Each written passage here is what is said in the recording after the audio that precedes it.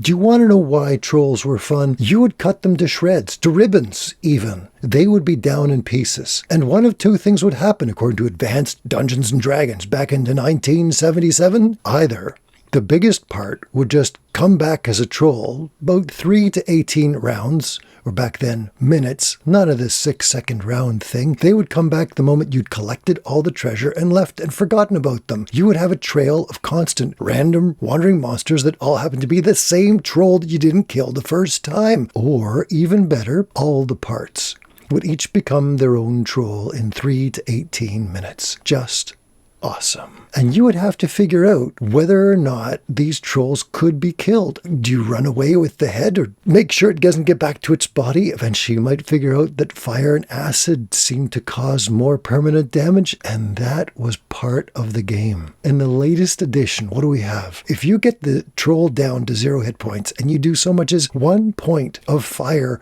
or acid damage to it, it's done.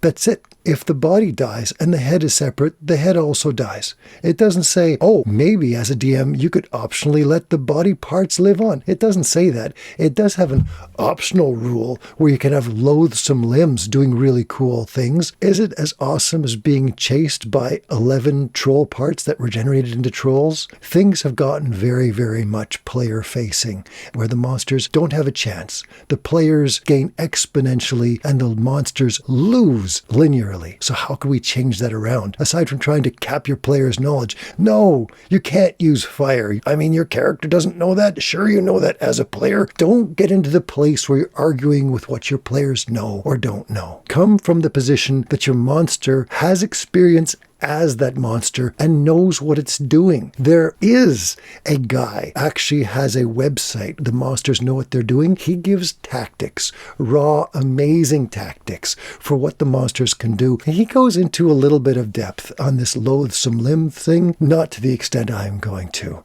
I will give you an amazing troll that's worth fighting, worth remembering. Let's start with rules as written, as I just suggested. Generally, I find rules as written are increasingly limiting to the monster and expanding for the player. Going with the optional rule of loathsome limbs, just like feats are optional, why would you remove the feats from monsters? Let's give them some cool things. If they have this ability for loathsome limbs, give it to them. And don't just give it to them. Go the absolute cheese maximum exploit that your players would do if they were players. Go nuts. So if they know that they've got immortality and it only stops for a few seconds because they get a burn, like a stovetop burn, just, I burnt myself. They're going to make sure that never happens to them. They're going to fight in combat appropriately. They're not just going to target the guy who happens to be holding a torch. No, if they get burned,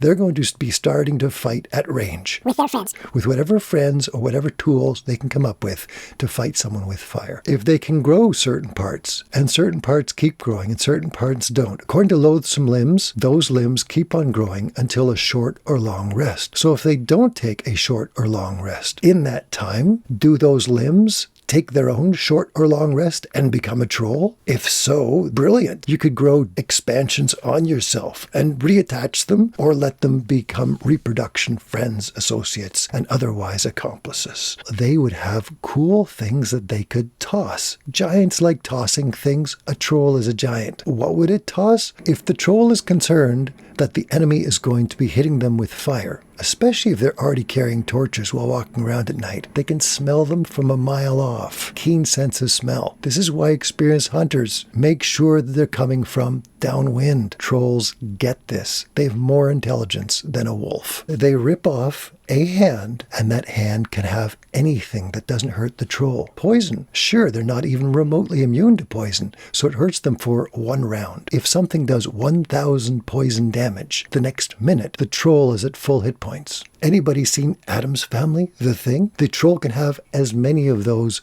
as it wants. According to loathsome limbs, it functions like a remote control car. As long as you can see it, it knows exactly where to go. Isn't that wild? Use it, man! Put oozing ooze into that hand. Green slime or black pudding, and once it spreads it on them, sure, that part of the troll also has it on itself. That section of the troll dies from acid damage. The irony, in that time, other hands will prevail. Just a handful of rot grubs placed in the small of the back, planting an object on them, or on their horse, or on the pouch on the horse. If you plant an object that locate object can find later, now you've got a troll that can track and troll the party members. Keep on harassing them from a safe distance. You can make this troll rock. If it has smell sensitivity and it launches its long nose, does it have smell-o-vision wherever that nose lands? Then string that up to a hand? I bet nobody knows where that nose goes. Could you rip off an ear and hear what you might fear? I'm taking this Dr. Zeus thing way too far. Touch attacks with a mobile hand, if it recognizes that, can rip out body parts. Whether or not they stay alive, you've got an infinite resource. I was thinking you would use an atlatl, a catapult that launches spears. So you have one spear with sort of a spoon at the end, and instead of launching balls to a dog in a dog park, it launches troll-sized spears that do double damage because they're troll-sized. And you could put poison or whatever you want on that spear, or even a hand. The atlatl is only one of the incredibly useful instruments it can use as a weapon. What other amazing weapons can it make from its body? It would make a pretty amazing bow if it was of living bone, incredibly hard to bend. It would be difficult to make. It would have to rip out multiple bones to get a giant-sized bone. Splice them together and have them regenerate in such a way, it would be really cool bones. They would do incredible bone art out of their own bodies. They would even have a collection of carved skulls, their own skulls. This is probably why trolls aren't very smart and aren't very wise. And if you wanted a smarter and considerably wiser troll, you could say that this is one of the few trolls that doesn't allow its brain to be destroyed for any reason. That's difficult to do, and we'll get back to that later, why that's so hard. Trolls have a natural armor class, and if you gave them new armor, that would play in and around and against the armor that they already have, and it gets confusing. But there's nothing against them having a shield made of bone. It's made of bones that have been woven or attached, bound with sinew, carved. The troll wouldn't just use the shield for cover. It would also use any cover it can. Troll parts include blood and bile, yellow and black bile. Take those blood types or those humors, and you can make each of those things magical. The one thing the trolls do, they grow to giant size. When it injects bile into something, it grows to troll size. Black bile, making things grow abnormally large. And then you could have the troll with pets that are dire sized. Giant spiders, giant snakes, giant crocodiles, and alligators. Which one do we have the stat block for? Giant frogs. You could teach a giant frog to have an amazing mega spit, and that mega spit would knock somebody right off a bridge. Not only are they soaked prone, but they're knocked off of the bridge. Troll on a bridge? More on that later. If you have yourself a giant crocodile, the moment they hit the water is deep enough for a troll to be up to their chest in water, so the troll has cover. The other body parts they might want to make would be something like a flying axe, or even a crawling axe, or any kind of axe. You can imagine the handle would be made of bones and sinews and tendons and stuff. If you gave them the power to connect with their blood, keep flying through the air like an animated weapon and keep on taking chunks out of your party members, you could have it land on the ground and go running back to the troll, this weird sort of axe spider thing. I mentioned that trolls have bridges. For the past few thousand years worth of troll stories, trolls would play around on bridges. They would fight billy goats, if you recall. You know how beavers can make dams? You know how ants with a few hundred brain cells have 21 different room types? If you want to make your troll fun and interesting, give it the innate ability to use rock and wood. Have trolls make bridges that look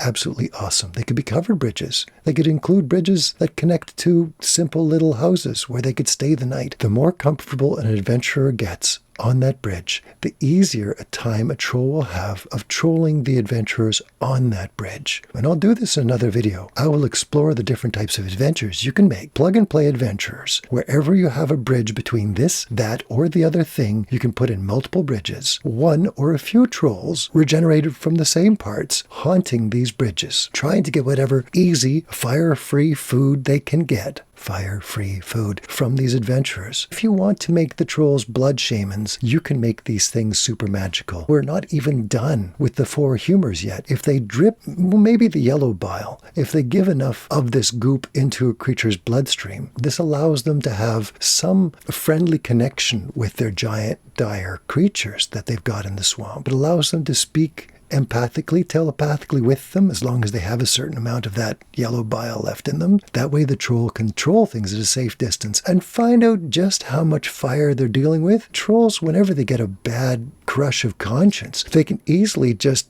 pop open their skull and eat their brain out until they stop having those bad feelings. This would be the reason why they tend to be seen as chaotic evil. If you want to move your troll in a different direction, maybe more gooder direction, then you could consider letting them keep their brains. Make sure they don't lose their minds. Don't have them lose their head. A troll that does this has a severe disadvantage. The advantage of being able to lose your head means you can jump onto your bridge, whether you're jumping off of a tree or jumping off of a cliff, down onto your bridge, grab an adventurer or two because you're a giant, and then leap off the bridge to a chasm, into the rapids below, or into a swamp, any place where you can shatter or drown your enemy, where you can simultaneously shatter yourself. In that process, most trolls lose their heads. There are many situations where a troll would throw off enough parts, they would safely regenerate on their own, and they would run off and recreate himself, or a brother of himself, or a sister of himself. We're not sure what gender trolls are. They might generate whatever gender they need when they're willing to engage with another troll, if they engage in that kind of stuff anyways. This is seriously session 0 stuff. Would a troll be able to just do stuff with itself? Maybe trolls are like frogs and they lay down eggs, and the other trolls, or maybe they come along and then add stuff to it. I'm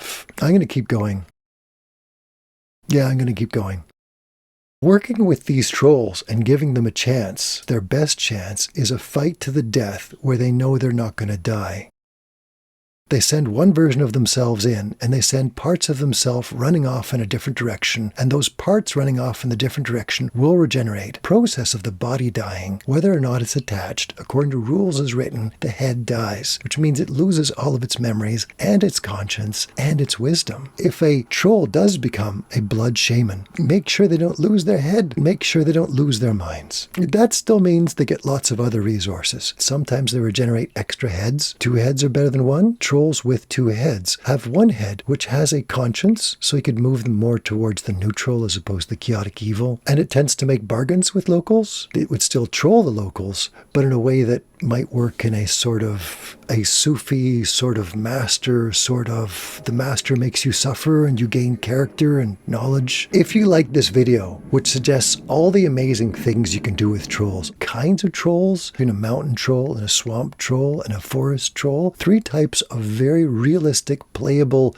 trolls. Well, not player character playable, but DM playable trolls that are fun, interesting, useful, and have simple stat blocks. I will give you 5 rim dungeons. 5 rim dungeons. 5 room dungeons. Based on these trolls, based on the bridges, both before, above, in, and below the bridge, based on these 3 different troll types that I've just mentioned. And we'll mention other variations you can do with these 3 trolls so as to mean every single troll you meet is fun, interesting, exciting, and valuable. Your players will never see trolls the same way again. Promise.